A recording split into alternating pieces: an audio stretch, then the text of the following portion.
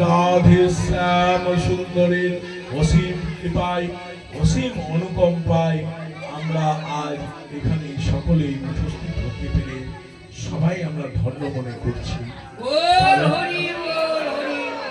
কারণ আমরা শ্রী হরি বাগময়ী শ্রী ভাগবতের অমৃত রস আস্বাদন করার জন্য সকলেই এসেছি।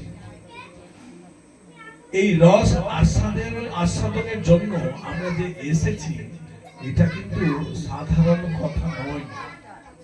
কারণ যারা আসতে পারেনি আর যারা এসেছে আর যার দয়ায় আমরা সকলে বসে আছি, করুণাময়ের দয়ায়, কে ছিলেন জানেন? সবচাইতে প্রিয় বন্ধু, অদ্বৈত বন্ধু কে? উদ্ধব। ভগবান যখন সূক্ষ্ম দেহে বেরিয়ে যাবেন দ্বারকা থেকে বৈকুণ্ঠে, দেহ পরিবর্তন করছেন, তখন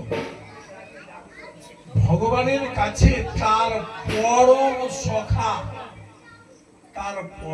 সখা হাতে পায়ে ধরেছে, হে প্রভু তুমি যে চলে যাচ্ছ আমরা তোমায় কোথায় পাবো? আমরা আনন্দ রূপায় শ্রীকৃষ্ণায় পয়ম নমঃ। কারণ সচ্চিদানন্দ রূপ, সৎ চিৎ আর আনন্দ। সৎ মানে সত্য, সত্যই হচ্ছে ভগবান। আর চিৎ শিবের পুজো করত, এত ভালোভাবে পুজো করত, এত নিষ্ঠা ভাবে পুজো করত যে সেই লঙ্কাটা আমার মহাদেব দান করে দিয়েছিলেন। কিন্তু পুজো করতেন, কিন্তু ধার্মিক ছিলেন না। যদি ধার্মিক থাকতেন তাহলে জগৎ অধিপতি তার অর্ধাঙ্গিনী স্ত্রী সীতাকে কখনো হরণ করতেন না। ঠিক আছে,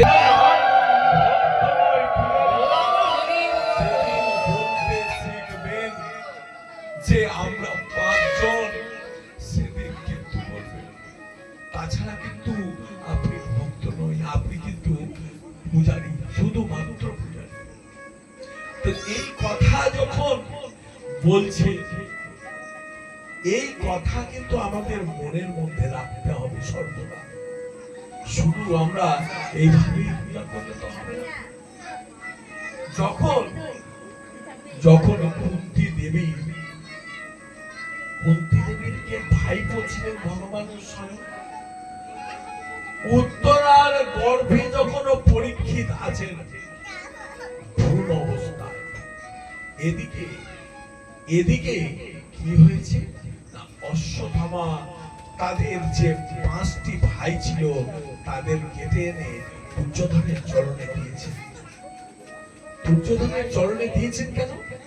না, তার কোমর ভেঙেছে ভীম, আর এসে বলছে যে আমি, খুব মন দিয়ে শুনবেন, আমি তাদের 5 ভাইয়ের মস্তিষ্ক কেটে আপনার চরণে দান করব। অশ্বত্থামা কিন্তু তাদেরকে না পেয়ে কি করলেন না, আমার দ্রৌপদী যে আরো 5 জন ছিল তাদেরকে কেটে নিয়ে চলে এসে কাপড়ে মুড়িয়ে যখন দিয়েছেন, খুলেছেন, যখন দেখছেন এ তো আমার বংশের প্রদীপ, কারণ আমার কাছে তো আর কেউ নেই, সবাই মারা গেছে, 100 ভাই মারা গেছে, তাদের পুত্র মারা গেছে, আমার বংশের তো ছিল এরা। অর্জুন পঞ্চ পাণ্ডবের ঘরে হলেও আমার তো বংশের, কম করে অন্তত পক্ষে খাগনি তো আমার হতো, আমার পিণ্ডি তো দান হতো, কিন্তু তাও তুমি কেড়ে নিয়ে এলে।